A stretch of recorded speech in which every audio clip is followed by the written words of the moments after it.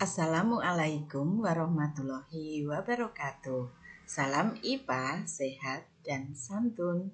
Anak-anak, jumpa lagi dengan Ibu Rina di Belajar IPA kelas 8. Dan pada pertemuan kali ini kita akan belajar tentang pesawat sederhana. Apa saja yang akan kita pelajari?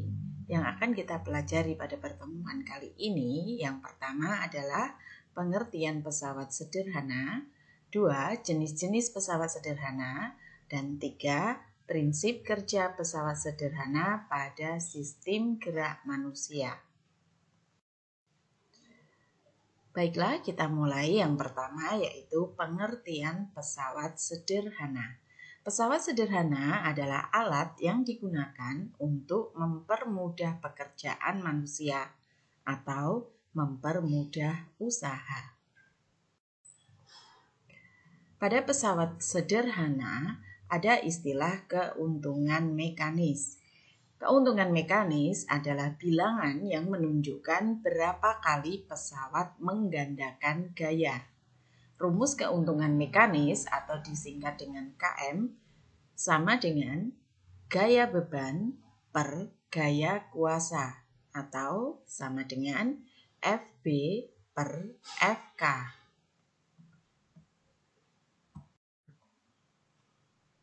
Selanjutnya adalah jenis-jenis pesawat sederhana. Ada 4 jenis pesawat sederhana, yaitu 1. Katrol, 2. Roda berporos, 3. Bidang miring, dan 4. Pengungkit atau tuas. Katrol terdiri dari 3 jenis, yaitu 1. Katrol tetap, 2. Katrol bebas, dan 3. katrol majemuk.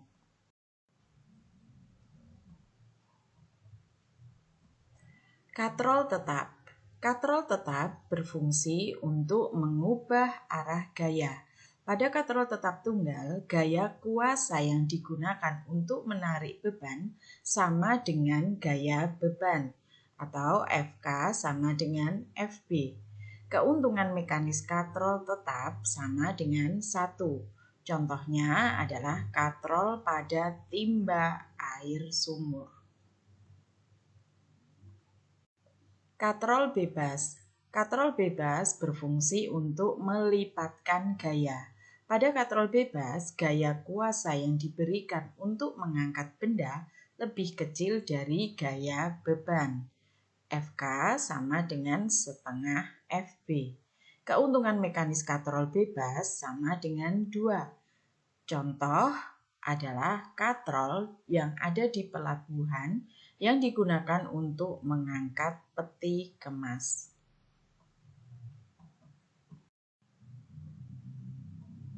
Berikutnya adalah katrol majemuk. Katrol majemuk adalah gabungan katrol tetap tunggal dengan katrol bebas yang dirangkai menjadi satu sistem.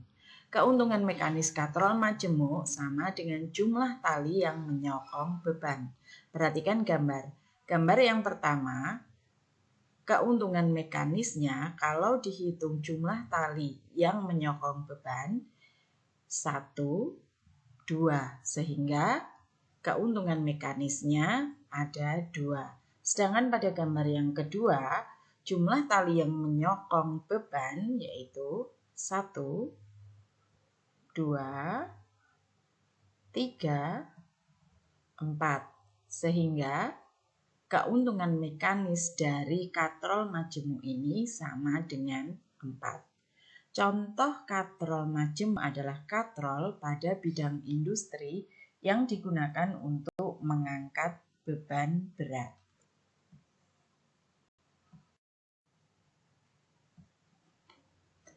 Pesawat sederhana yang kedua adalah roda berporos. Roda berporos adalah pesawat sederhana yang memakai roda dan mempunyai poros tempat berputarnya roda. Fungsi roda berporos untuk mempercepat atau mengurangi gaya dan untuk mengubah besar serta arah kecepatan putaran. Contoh, roda gigi atau gear pada sepeda. Roda gigi berfungsi sebagai pusat pengatur gerak roda sepeda yang terhubung langsung dengan roda sepeda. Roda sepeda menerapkan prinsip roda berporos untuk mempercepat gaya saat melakukan perjalanan. Contoh lain dari roda berporos yaitu roda gigi atau gear pada mobil, pada sepeda motor, pada sepatu roda, dan pada kursi roda.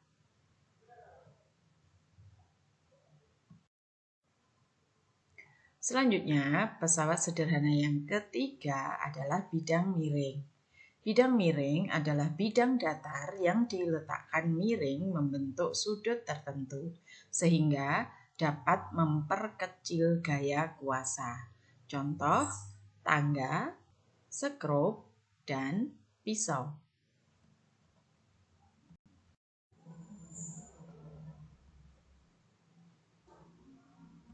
Perhatikan pada gambar, benda terletak pada bidang miring. Keuntungan mekanis bidang miring dapat dihitung menggunakan rumus Km sama dengan gaya beban per gaya kuasa, sama dengan Fb per Fk. Karena segitiga yang besar sebangun dengan segitiga yang kecil,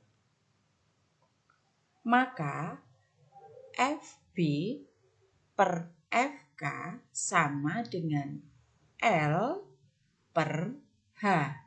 Sehingga keuntungan mekanis bidang miring dirumuskan atau sama dengan L per H, di mana Km sama dengan keuntungan mekanis, Fb sama dengan gaya beban, Fk sama dengan gaya kuasa, L sama dengan panjang bidang miring, dan H sama dengan tinggi bidang miring.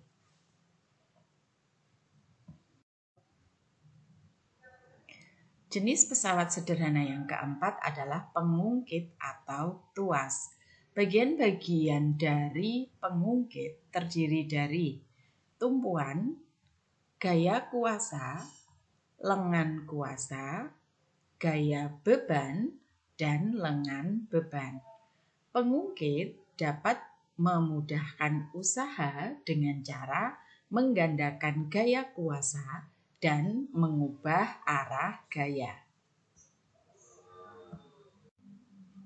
Untuk mengetahui besar gaya yang dilipat gandakan, maka bisa kita hitung keuntungan mekanisnya.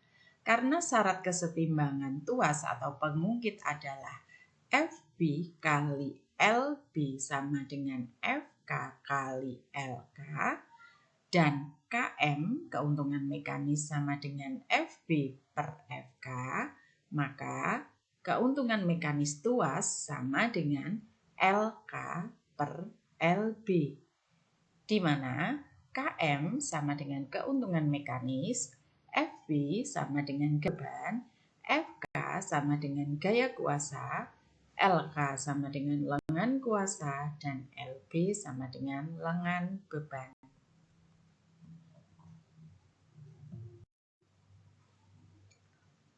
Ada 3 jenis pengungkit atau tuas. Yang pertama adalah tuas jenis 1. Tuas jenis 1 memiliki titik tumpu di tengah atau di antara gaya beban dan gaya kuasa. Contoh pengungkit jenis 1 atau tuas jenis 1 adalah gunting, tang, palu, linggis, dan jungkat-jungkit. Jenis pengungkit yang kedua atau tuas jenis 2 dicirikan dengan gaya beban berada di tengah atau di antara titik tumpu dan gaya kuasa. Contohnya, alat pemecah biji, angkong atau gerobak dorong, dan alat pemotong kertas.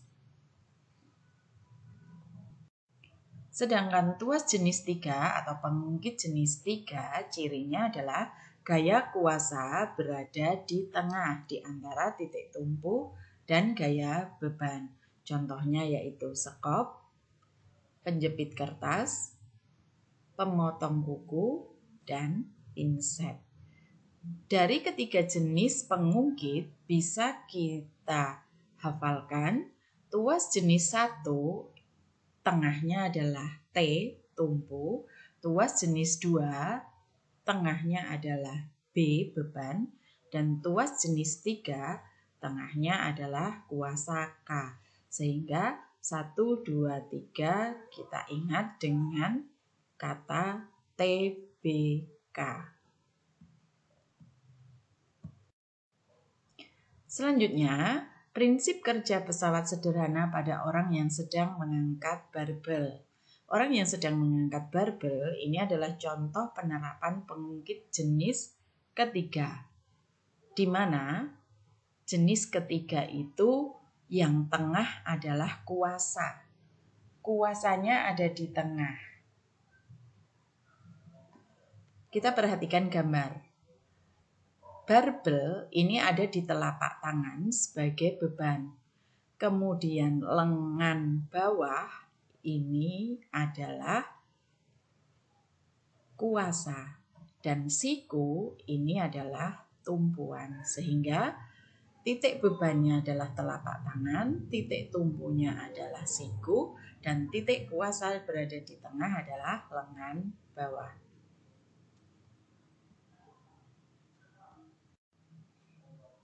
Berikutnya adalah prinsip kerja pesawat sederhana pada orang yang sedang bermain bulu tangkis. Gambar yang pertama ini adalah sedang menengadah. Saat menengadah ini menggunakan penerapan pengungkit jenis 1, di mana titik bebannya berupa rahang. Kemudian titik tumpunya adalah tulang leher dan titik kuasanya adalah otot leher, sehingga titik tumpunya ada di tengah. Kemudian pada saat memegang raket dan memainkan raket, maka contoh dari gambar itu adalah contoh penerapan pengungkit jenis ketiga, di mana titik kuasanya ada di tengah. Titik bebannya adalah telapak tangan yang memegang raket. Lengan bawah ini adalah kuasanya dan siku-siku ini sebagai titik tumpu. Kemudian gambar yang B ini adalah sedang jinjit.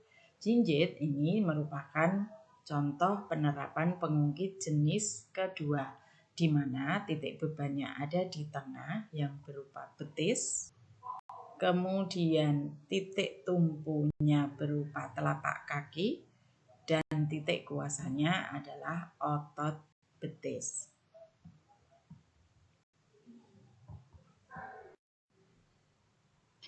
Anak-anak, demikian tadi materi tentang pesawat sederhana. Terima kasih telah menyimak materi pembelajaran kali ini. Semoga bermanfaat. Sekian, wassalamualaikum warahmatullahi wabarakatuh.